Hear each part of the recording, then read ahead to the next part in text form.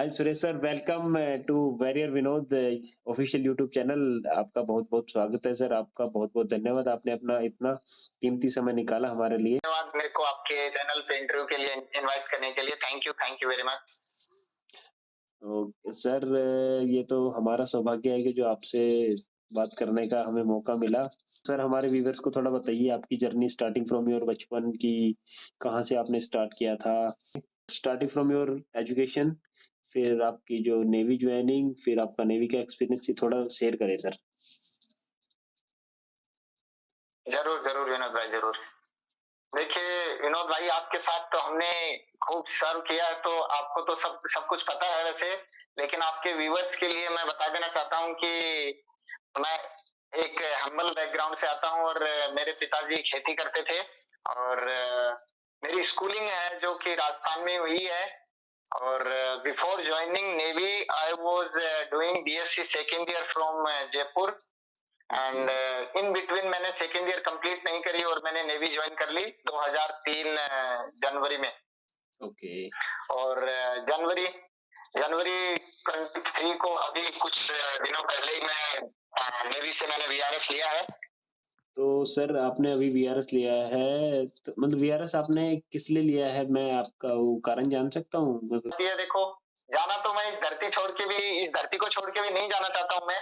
लेकिन एक न एक दिन तो अपने को जाना ही पड़ेगा। तो मैं अदर साइड नेवी के दूसरी साइड भी मैं अपनी लाइफ को थोड़ा एक्सप्लोर करना चाहता था। तो इसके लिए मैंने सोचा 20 साल का टाइम सफिशिएंट होता है। और नेक्स्ट चीज, अगर हम यहाँ पे एक वैक्यूम क्रिएट करेंगे तभी एक हमारा नया जो एक्सपीरियंस है वो आएगा और हाँ, तो हमारे अपनी सेवाएं दे पाएगा। हमने यंग जनरेशन को मौका मिलेगा। सही सही विनोद भाई, और हमें भी लाइफ में कुछ और एक्सप्लोर करने का मौका मिलेगा। आप अपनी जर्नी के बारे में थोड़ा बताइए सर कि अभी आपने क्या कहाँ-कहाँ पे कैसे-कैसे मोटा-मोटा एक्सपीरियंस के ट्रेनिंग किया? क्या-क्या कुछ डिफिकल्टीज आई? क्या आपका बेस्ट टाइम रहा नेवी में? वो सब थोड़ा बताइए। जनवरी 2003 में सर्विस ज्वाइन किया तो 6 महीने की हमारी ट्रेनिंग होती है आईएनएस चिल्का में, उड़ीसा में। Okay, yes. उसके बाद में वो 6 महीने के पीरियड के बाद में हमें 3 महीने के लिए वो शिप्स पे भेजा जाता है। उसको बोलते हैं शिप ट्रेनिंग। ओके। जहाँ पे जो नया एक्सपीरियंस और जो नया जवान भर्ती हुआ है उसको शिप का कल्चर, शिप का वर्किंग कल्चर, शिप की लाइफ और शिप के बारे में जानने को मिलता है। उसके बाद में जिस चीज को उसके बाद में क्या होता है विनोद भाई कि जैसे ही उसको एक ट्रेड मिल जाता है तो वो अपनी ट्रेड स्पेशलाइजेशन के लिए ट्रेनिंग के लिए चला जाता है। ओके। तो मैंने मेरी ट्रेड की और ट्रेनिंग लेने के बाद में मेरा फर्स्ट अपॉइंटमेंट और पोर्ट ब्लेयर में एक शिप था, उसमें गया था मैं। यहाँ पे मैंने ऑलमोस्ट 3 साल सर्व किया। आइलैंड से उनको मेरे को देखने का, एक्सप्लोर करने का मौका मिला। ओके। और उसके बाद में विनोद भाई मैं चला गया कोचीन में, एक शिप थी। उस शिप में मुझे सेवा करने के साथ साथ में विनोद भाई मेरे को काफी सारी कंट्रीज भी विजिट करने का मौका मिला, जैसे कि Sri Lanka, Abu Dhabi, Dubai, exactly वही मैं पूछना चाह रहा था। और ऐसे ही हमारे व्यूअर को जानना है कि आप कितने कंट्री घूमे हो, कितनी लैंग्वेज आती है आपको, मतलब जहाँ पे गए वहां से क्या क्या सीखा, तो ये सब चीजें थोड़ा सा आप बताइए। देखो, सीखने का तो ये विनोद भाई, जहाँ पे भी गए उधर 3-4 दिन से ज्यादा कभी रुकने का मौका नहीं मिलता था।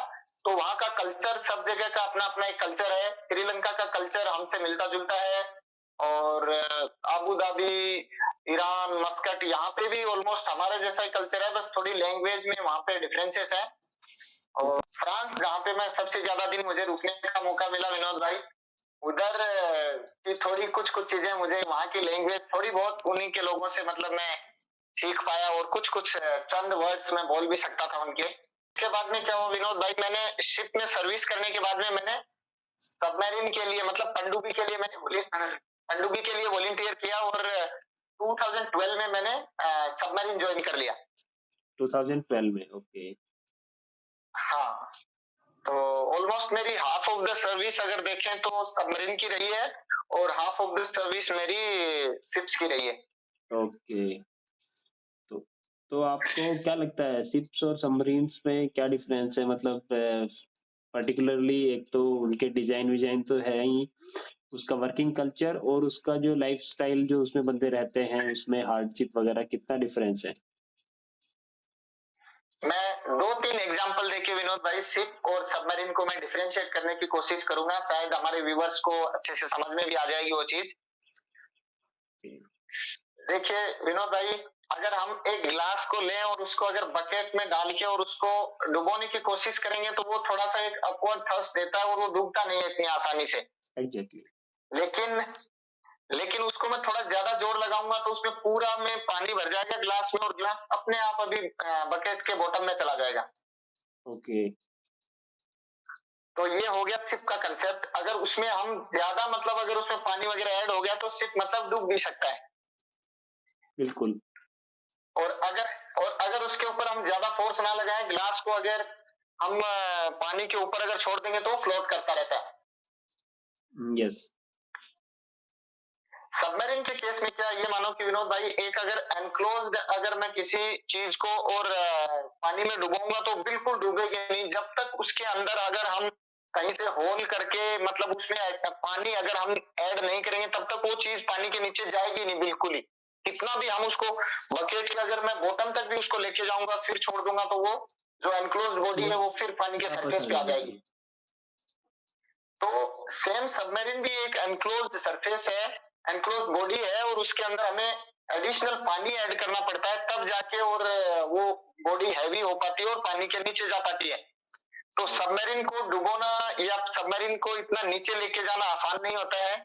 इसीलिए बोला जाता है कि सबमरीन जो होती हैं वो सेफ प्लेटफॉर्म्स होते हैं और उतने ही डेंजरस प्लेटफॉर्म्स भी होते हैं। तो ओके। डेंजरस के लिए मैं एक्सप्लेन करूंगा, जैसे कि विनोद भाई जो हमारा टाइगर या लायन ले लो, वो जंगल के राजा होते हैं वो लोग।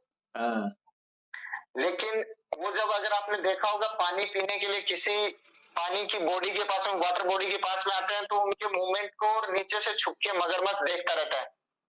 तो एग्ज़ैक्टली। वो मगरमच्छ उनको मालूम भी नहीं पड़ने देता और उनके ऊपर ऐसे झपट्टा मारता है और उनको पानी में खींच के अपने साथ में नीचे लेके चला जाता है और अपना टारगेट उनको बना लेता है। ओके, तो आप कहना चाह रहे हैं कि सबमरीन एक मगरमच्छ की तरह है? हाँ, जो किसी को ऊपर से दिखाई भी नहीं देती और वो सडनली कब आपके ऊपर अटैक कर देगी आपको मालूम भी नहीं पड़ेगा और अपने अपने साथ में आपको नीचे लेके चले जाएगी। अगर समझे तो अगर शिप के ऊपर उसने कुछ अगर आर्म अम्यूनिशन अगर दाग दिया है उसने तो उसको वो नीचे डुबो देगी। Okay, yes. और रही बात लाइफ की, तो शिप में देखिए शिप्स काफी बड़े होते हैं विनोद भाई, तो उनमें जो अकोमोडेशन वगैरह ले लो, खाने पीने का ले लो, मशीनरी स्पेस ले लो, काफी स्पेशियस होता है। लेकिन सबमरीन क्या एक छोटी बॉडी होती है, उसी के अंदर सारी चीजें लगी रहती हैं, तो उसमें स्पेसेस वगैरह जो होते हैं काफी कंजेस्टेड होते हैं। कम रहते हैं। तो ये मेन डिफरेंसेस है। ये मेन डिफरेंसेस है, एक डिफरेंसेस है पनडुब्बी एंड शिप के बीच में। जगह की भी थोड़ी कमी रहती है सबमरीन्स में। जगह के अलावा अगर हम देखेंगे मतलब जो बंदे रहते हैं उनके लिए भी अकोमोडेशन एकदम ऐसे नहीं होता कि सफिशिएंट होता है, लिमिटेड रहता है और थोड़ा करेक्ट करेक्ट। नहाने-वहाने का भी थोड़ा कम मिलता है कि पानी कम रहता है जगह। हाँ, नहाने का करेक्ट। नहाने का ऐसा विनोद भाई जो हमारे नेवी में जो पुराने जो सबमरीन्स हुआ करते थे, उनमें क्या था जो सी वाटर को फ्रेश वाटर में कन्वर्ट करने के लिए जो प्लांट्स लगे रहते थे वो थोड़े कैपेसिटी उनकी कम हुआ करती थी। लेकिन आज जो नई सबमरीन्स आ रहे हैं, नई प्लेटफ़ॉर्म्स आ रहे हैं, उनमें वो कैपेसिटी काफ़ी बढ़ा दी गई है और अभी उतनी समस्याएँ नहीं रह गई। अभी हमारी नेवी में काफ़ी एडवांसमेंट हो गए हैं और अभी ऑलमोस्ट लोगों को 1-2 दिन छोड़ के और नहाने को करीब-करीब डेली नहाने को मिलता है मतलब लोगों को भी।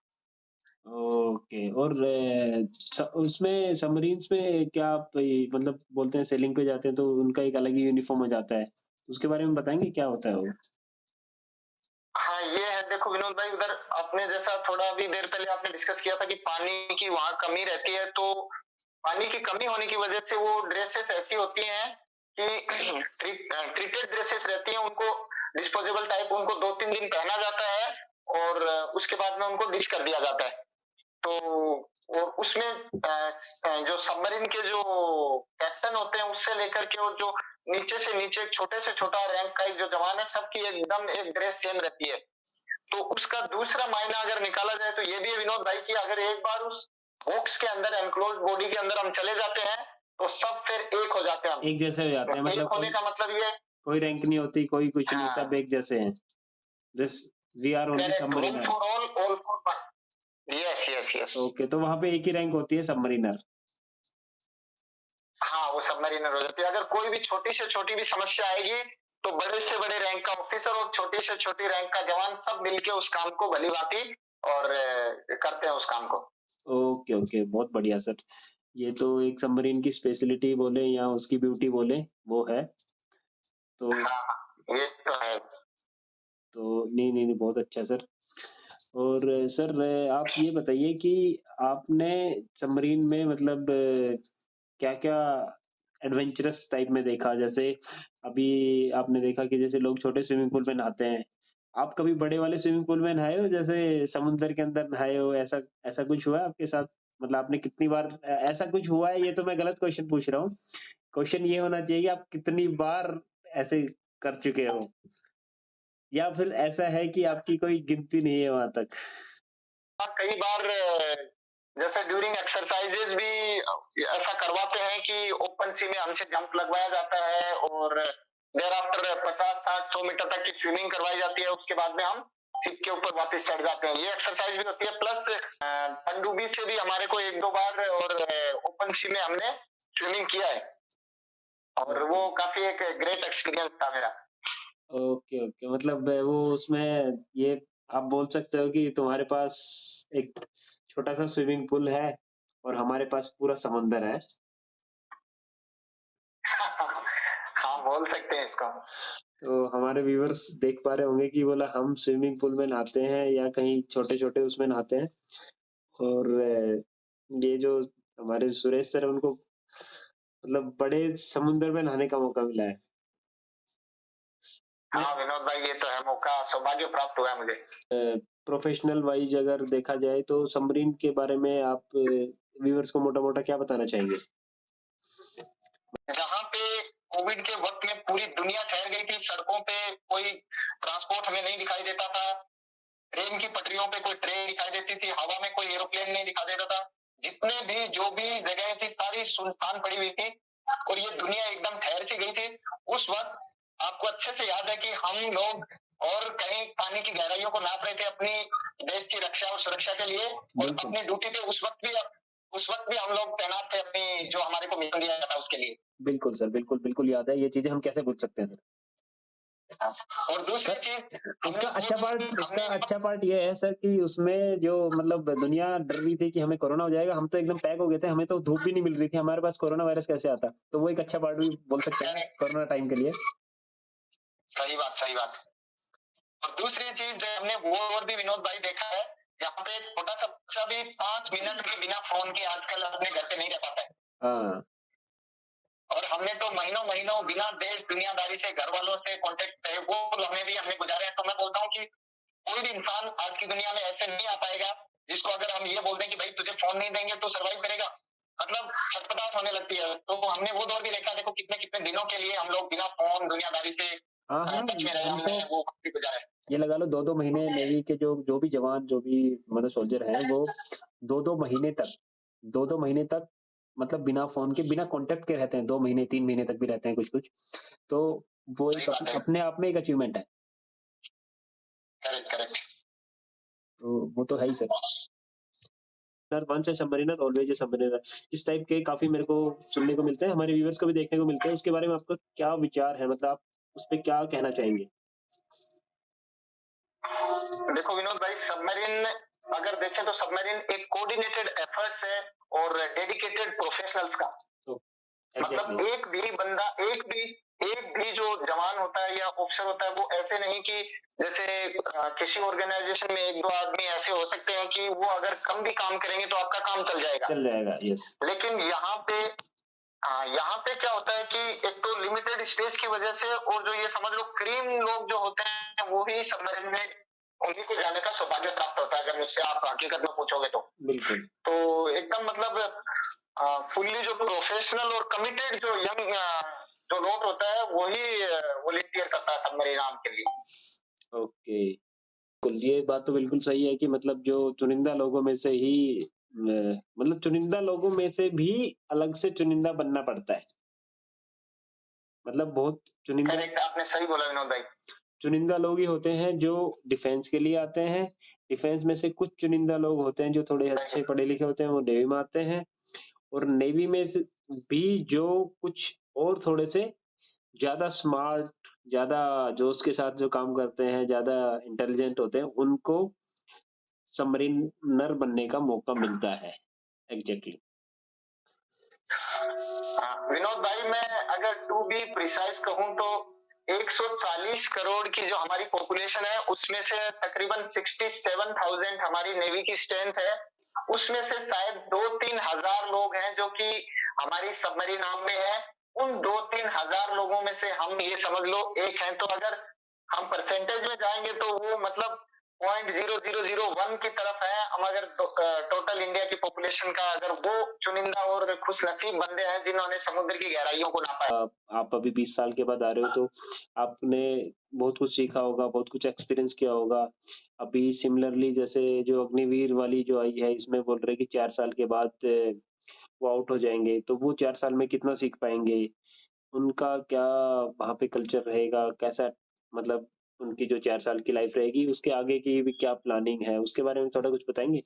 अगर मुझसे जानेंगे तो मैं तो यही कहूंगा कि अग्निवीर के लिए वही लोग ऑप्ट करें जो एकदम पॉजिटिविटी के साथ में ये सोच के जाएं कि हम 4 वर्ष के लिए नहीं जा रहे हैं आर्म फोर्सेस में, पक्का हम इतना वहां पे आउटपुट देंगे कि कंटिन्यू हमें वहां सर्व करने का मौका मिलेगा।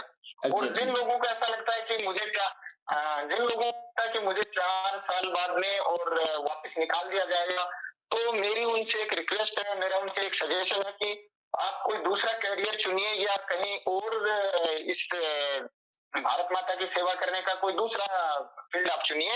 आप अग्निवीर की तरफ ना आए। अग्निवीर में वही लोग आए जो एकदम पूरे डेडिकेटेड हो और जिनको अपने ऊपर यकीन हो कि क्यों हम 4 साल बाद में निकाले जाएंगे, हम कंटिन्यू करेंगे, हम इतना आउटपुट देंगे वहां पे कि हम कंटिन्यू हमें करने का मौका मिलेगा। बिल्कुल, बिल्कुल। डेडिकेशन अगर है तो फिर उसमें कोई निकालेगा ही नहीं, उसमें ये तो बात है। ये मतलब हाँ, करेक्ट। अगर बंदे में काबिलियत है, वो किस मूवी का डायलॉग है मेरे को याद आ रहा है कि अगर काबिलियत है तो सक्सेस अपने आप झक मार के पीछे आएगी। तो वो वाली बात है, अगर बंदा अच्छे से काम करेगा, उसमें भी काबिलियत होगी तो वो खुद ही सेलेक्ट हो जाएगा वहाँ पे परमानेंट के लिए। करेक्ट। जो यूथ है, यंग जनरेशन है, उसको क्या कहना चाहेंगे? मैं तो यही कहना चाहूंगा कि देखिए हमारी जो देश की आर्म फोर्सेज है वो एक प्रीमियर सर्विस है, तो ज्यादा से ज्यादा संख्या में लोगों को आगे आना चाहिए। और देखिए हमें नेवी पे एंड पर्क्स तो दे ही रही है, उसके साथ साथ में हमारा खुद का, हमारे डिपेंडेंट्स का, हमारे बच्चों का पूरा जो मेडिकल का एक्सपेंसेस है वो हमारे लिए उठा रही है, हमारे बच्चों की पढ़ाई का जो पैसा है वो उठा रही है, हमारे जो कपड़े वगैरह जितनी भी हमारी ड्रेसेस वगैरह होती है वो हमें सब फ्री ऑफ कॉस्ट मिल रहा है। एक हमारी फैमिली के सेफ एनवायरनमेंट मिलता है अपने बच्चों को पढ़ाने लिखाने के लिए। अगर हम अपनी ड्यूटी के लिए समुद्र में चले जाते हैं तो कहीं भी बैक ऑफ द माइंड हमें हमारी फैमिली की कोई टेंशन नहीं रहती है। मैं ओवरऑल कहने का मतलब आपकी जो बातें हैं उनसे मैं समझ पा रहा हूँ कि जो आपको तो कष्ट है और आपको कष्ट वाली ही ज़िंदगी रहती है, पर वो कष्ट वाली इसलिए नहीं लगती क्योंकि आप वो एक सेवा कर रहे हो, देश की सेवा कर रहे हो। बट उसके अलग से अगर उसका अलग पॉइंट ऑफ व्यू सोचा जाए तो उसमें आपकी जो फैमिली है वो एकदम आराम से रह सकती है, आराम से रहती भी है, जो हमने देखा भी है। हाँ, सेफ्टी सिक्योरिटी के साथ रहती है, बढ़िया फैसिलिटीज़ रहती है, सब एमिनिटीज़ बढ़िया वाली रहती हैं, क्वालिटी एमिनिटीज़। तो उसमें जो हम अगर बात करें कि उसमें जो आपका आपका थोड़ा-सा कष्ट फैमिली को तो पूरी लाइफ अच्छे से रखता है। एग्ज़ैक्टली। सही सही विनोद भाई। देखो अगर पूरी हमें अगर लेजर लाइफ जीनी है तो मैं बोलता हूँ फिर आर्म फोर्सेस हमें चूज नहीं करना चाहिए। आर्म बिल्कुल, फोर्सेस में वही बंदे हैं जो, उन्हीं बंदों को मेरे हिसाब से आर्म फोर्सेस ज्वाइन करनी चाहिए जो हार्डशिप लेने के लिए रेडी रहते हैं। बिल्कुल सर बिल्कुल। ये बात तो आपकी बिल्कुल जायज़ है। हाँ, और उसी हार्डशिप की एवज में हमें और हमारी फैमिली को बहुत कुछ मिलता है। हमें जीवन भर तक का हमारा बाद में निगाह रखना है, मतलब हमारी केयर करी जाती है। समझ लो अभी जैसे मैंने वीआरएस ले लिया तो मैंने इस ये ऑर्गेनाइजेशन मुझे अभी जीवन भर का मेरा मतलब दाल बाटी का मतलब दाल रोटी का मेरा और जीवन भर मेरा जुगाड़ किया है देखो। एग्ज़ैक्टली आप हमें ये बताइए कि आप को क्या लगता है अभी नई-नई जो डिफेंस के जो इक्विपमेंट आ रहे हैं, नए-नए टेक्नोलॉजी आ रही है, कहीं एयरक्राफ्ट आ रहे हैं, कहीं सबमरीन आ रही है, शिप्स आ रहे हैं, आर्मी के पास भी बहुत सारी मिसाइल्स वगैरह आनी स्टार्ट हो गई है। तो उनसे आपको क्या लगता है कि मतलब जो इंडिया की जो पावर है, इंडिया सुपर पावर की तरफ जा सकता है? और आज के दिन का क्या सिनेरियो लगता है आपको कि वर्ल्ड में इंडिया का दबदबा कैसा है? अगर देसी लैंग्वेज में पूछूँ तो? देखो विनोद भाई, अगर आप ये पूछें कि हमारा देश कैसी प्रगति कर रहा है आर्म फोर्सेस के फील्ड में, तो मैं कहूँगा आर्मी, नेवी, एयर फोर्स तीनों के लिए अभी नई-नई चीज़ें और state of the art machineries ले लो, वेपन्स ले लो, शिप्स ले लो, सबमरीन ले लो, नए-नए या एयरक्राफ्ट ले लो, नई-नई चीज़ें डे बाय डे और दिन दोगुनी रात चौगुनी मतलब प्रगति कर रही है हमारी आर्म फोर्सेस। तो एग्ज़ैक्टली। ये हमारे लिए और हमारे देश के लिए गर्व की बात है कि हम बहुत ही तेजी से आगे बढ़ रहे हैं और ये एक कहा जाता है कि जिस देश की जितनी स्ट्रांग रहेंगी वो देश उतना ही ज्यादा आर्थिक स्थिति से अपने आप को और मजबूत करता चला जाता है। अभी अगर केस ले लें, हम यूएसए का केस ले लें, तो यूएसए की डिफेंस फोर्सेस बड़ी कम है। तो अभी देखो वो दुनिया का मतलब महाशक्ति बना हुआ है, तो हमारी को भी जैसे हम डिफेंस फोर्स को जितना स्ट्रांग बनाएंगे उतना ही हमारा देश आगे प्रगति करता चला जाएगा। बिल्कुल, बिल्कुल, उसमें वो वाली बात आती है ना कि जिसकी लाठी उसकी भैंस, तो अगर हमारे पास लाठी स्ट्रॉन्ग हो जाएगी, हमारी डिफेंस फोर्सेस स्ट्रॉन्ग हो जाएगी, तो हमारा जो मतलब भैंस भी हमारी हो जाएगी, मतलब जो हमारे पास जो इकोनॉमी अपने आप ही डेवलप होगी। करेक्ट करेक्ट भाई, आप एकदम सही बात बोली है कि जिसकी लाठी उसकी भैंस, मतलब अगर हम स्ट्रांग बन गए तो कोई हमारी तरफ आंख उठा के देख भी नहीं पाएगा।